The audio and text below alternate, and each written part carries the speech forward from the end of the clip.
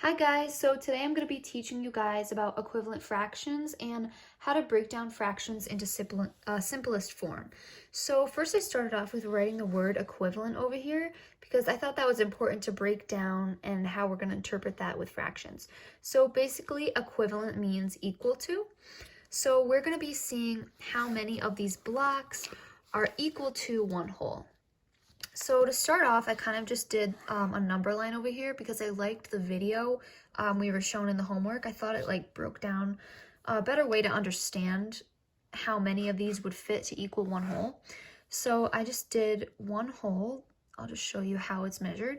And then I'm just going to do a short example to see how many of these 1/4 cubes is going to take to equal the one whole. So if we break it down on the number line like this, it's going to take 4 of the 1/4 to equal the one whole. And then if we want to look at it like this way, it's the same thing. So 4 of the 1/4 will equal one whole. Another example, if we want to do, let's say we're going to do eighths. So I have all of my eighths cubes here, and we want to see how many of the eighths it's going to take to equal the one whole. I really like these cubes because it gives you such a better visual to how many are going to equal the whole. So if we block these up together, so 1, 2, 3, 4, 5, 6, 7, 8. And ta-da, it perfectly matches the one whole. So now we know that 8/8 equals one whole. So let's do another example. I'm going to use thirds now. So we have the 1/3 cube. We have 3 of them. And we want to see how many of these are going to equal one whole. So just for example, you can see just by looking at the cubes. So this is 2/3. So that kind of gives you a good adding and subtracting fractions example. So you need one more third to equal the whole. So 1/3 plus 1/3 plus 1/3. So 3/3 equals one whole. So that is just a little idea for you guys how to equate equivalent fractions. Hi guys, so today I'm going to be teaching you guys about simplest form of fractions. So I wanted to break that down. So simplest form basically means breaking the fraction down into the simplest fraction, or I like to say the smallest fraction. So I have some cubes over here that we're going to use for examples. So I have 3/6, so 1/6, 1/6, 1/6, 3/6, and then 4/8. We're going to use the cubes, but I'm also going to write them. Oh, that's 3/6 and 4/8. So let's say we are going to add these fractions.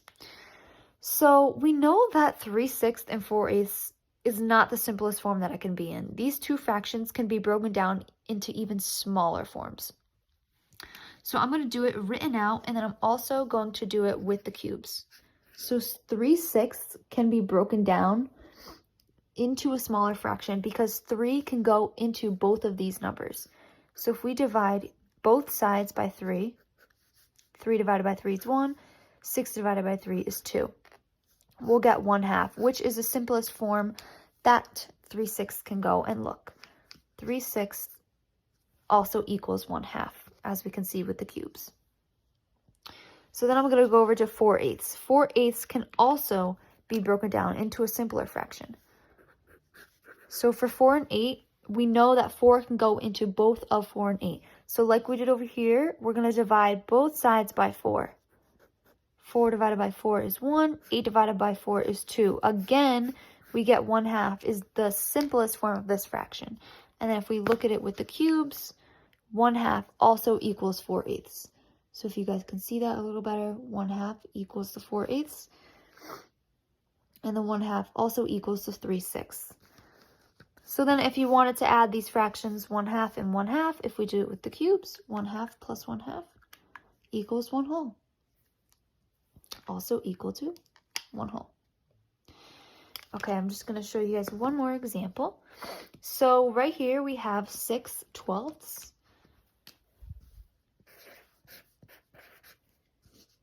plus 3/5.